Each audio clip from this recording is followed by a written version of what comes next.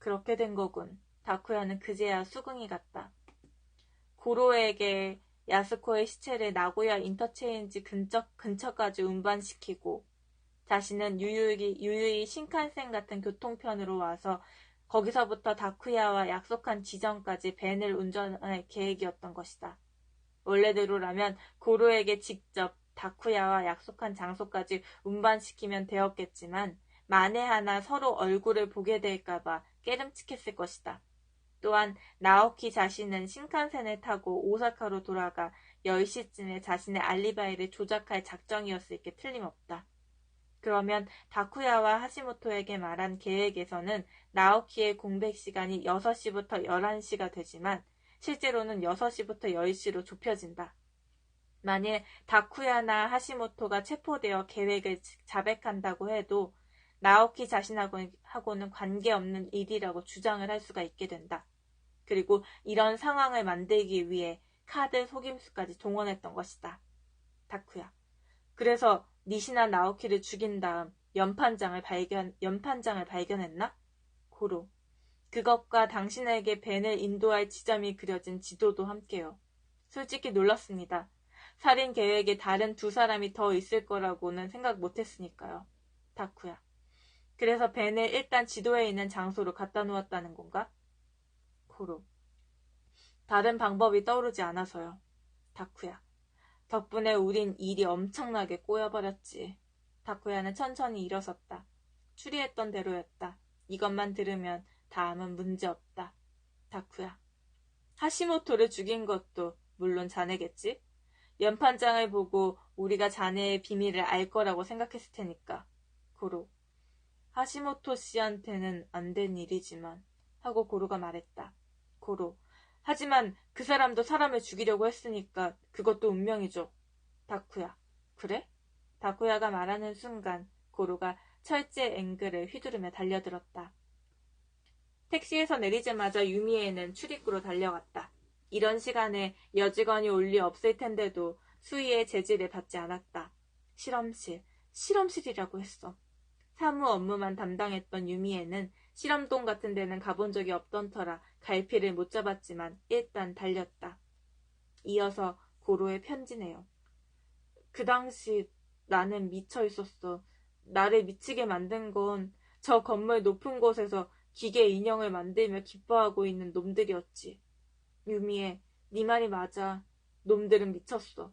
나는 봤어. 그 스에나가라는 연구자가 로봇에 뺨을 대고 비비고 있는 걸. 미친놈들 때문에 내 인생도 끝장났어.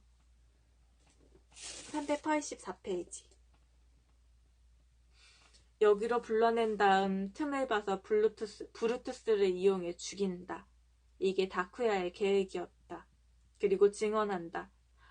실험을 도와달라고 불렀는데 잠깐 한눈을 파는 사이 자기 멋대로 로봇을 만져서.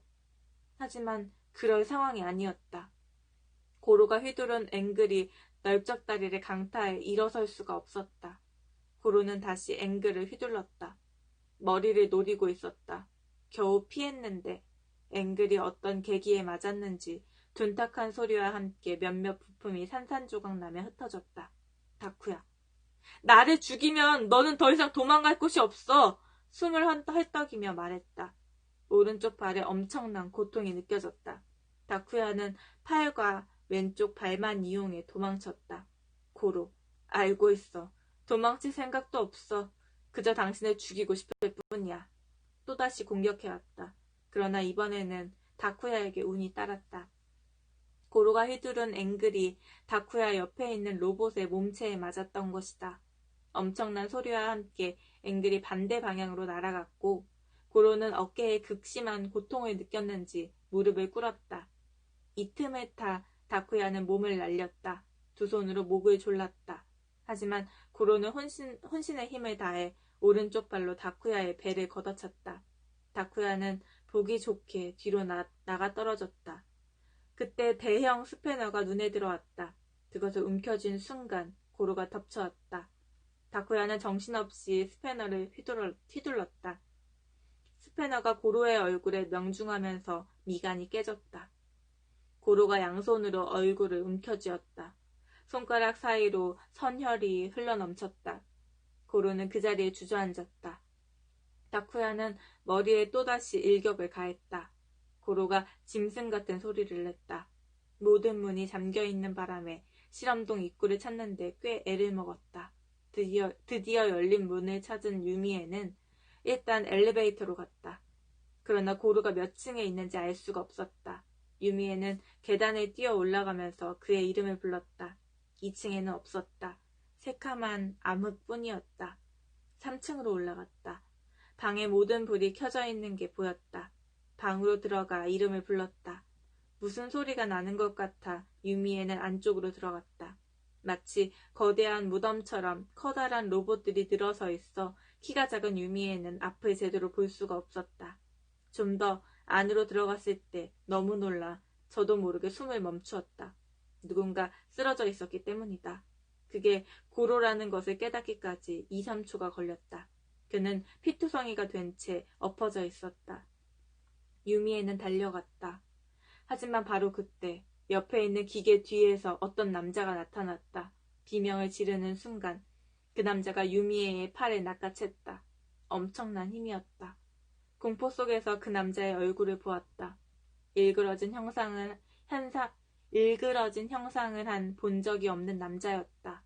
아니, 어딘가에서 본 적이 있다. 이 남자와 닮은 사람을 최근 만난 적이 있다. 남자가 유미에의 목으로 손을 가져왔다. 나를 죽이려는구나 하고 유미에는 생각했다. 다쿠야는 여자의 가는 목을 조르면서 도대체 자기가 무슨 짓을 하고 있나 싶었다. 모든 게 순조롭게 계획대로 되어야 하는데 돌이킬 수 없는 일을 하고 있었다. 사카이 고로를 죽이고 이 여자도 죽이려 하고 있는 것이다. 뭔가 잘못된 거라고 다쿠야는 마음속으로 되뇌었다. 악몽을 꾸고 있는 게 분명해. 내일이면 다시 평범한 일상이 시작될 거고 내게는 장밋빛 미래만이 기다리고 있을 거야. 누군가가 말한 햇빛 가득한 세계로 가는 거야. 그런데 이 여자는 뭐지? 나는 뭘 하고 있는 거지? 내가 왜 이 여자의 목을 조르고 있는 거지? 다음 순간 다쿠야는 머리에 엄청난 충격을 받았다. 그 충격 때문에 유미에의 목을 놓쳤다. 다쿠야의 손에서 풀려난 유미에가 등을 구부리고 격렬하게 기침을 하기 시작했다. 다쿠야는 뒤를 돌아봤다. 그와 동시에 목에 차가운 자극을 느꼈다.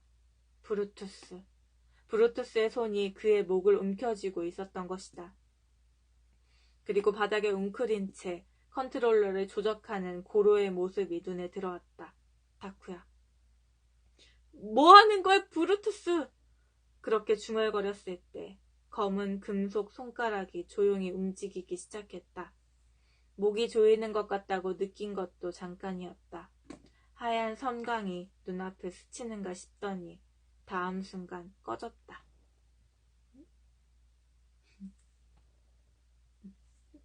끝났어. 브루투스의 심사는 이렇게 끝났어. 근데 약간 이게 소설에서도 조금 억지라고 그래야 되나? 약간 막 이렇게 누구를 약간 범인으로 막 몰고 갔다가 사실 아까 전에 내가 이 소설 이야기하기 전에 그 이야기를 해주긴 했거든. 어떻게 보면 약간 그냥 너무 뜬금없을까봐 내가 자꾸 이 소설을 얘기하면서 에필로그에 대해서 막 계속 에필로그 막 이렇게 얘기를 하잖아. 사실 범인은 그 에필로그 다카시마 유지 왜 1인 그때 왜 1인이라고만 하고 이름이 안 나오다가 갑자기 뜬금없이 유미에의 죽은 유지의 약혼자였던 유미에한테 다시 또 약혼자가 생기는데 그 사람 이름이 고로라고 나오거든. 그래서 일부러 그냥 그걸 얘기를 해줬거든. 어떤 되게 유명한 말인데 어떤 소설에 만약에 총이 등장을 한다면 그 총은 그 소설이 끝나기 전에 무조건 발사를 해야 된다고. 그러니까 어떤 소설에 어떤 이야기가 들어갔다면 이 이야기가 허투루 들어가지 않았다고. 그러니까 이 에필로그에서 있었던 이 사건, 그 사람이 죽은 그 사건이 어쨌든 계속 이렇게 끌고 가는 거야. 이렇게 그 약간 좀 이렇게 끝나. 그래서 아마 소설로 보면 좀 더 어떻게 보면 이게 중간중간에 조금 이렇게 일들도 많고 막 A, B, C 나오고 막 D 나오고 막 이렇게 막 헷갈릴 수 있어서 다시 이렇게 넘겨보면서 볼 수가 있잖아. 잠깐만 이거 뭐지? 얘네 어떻게 된 거지? 어떻게 죽인 거지? 뭐 그 아까 뭐 만년필 사건이라던가 그러면 그런 거 이렇게 다시 보고 생각할 수가 있는데 이렇게 내가 읽어주면 나도 일부러 그러니까 좀 헷갈릴까봐 계속 했던 부분 다시 반복해주고 여기가 있어 이렇게 돼서 이렇게 된 거야 라고 이렇게 해주긴 했는데 글쎄 그게 어떻게 잘 전달됐는지 모르겠다. 근데 이게 진짜 뭔가 그러니까 뭐 이것도 되게 그러니까 다 읽어준 게 아니잖아. 이 소설 자체가 몇 페이지로 된 거지?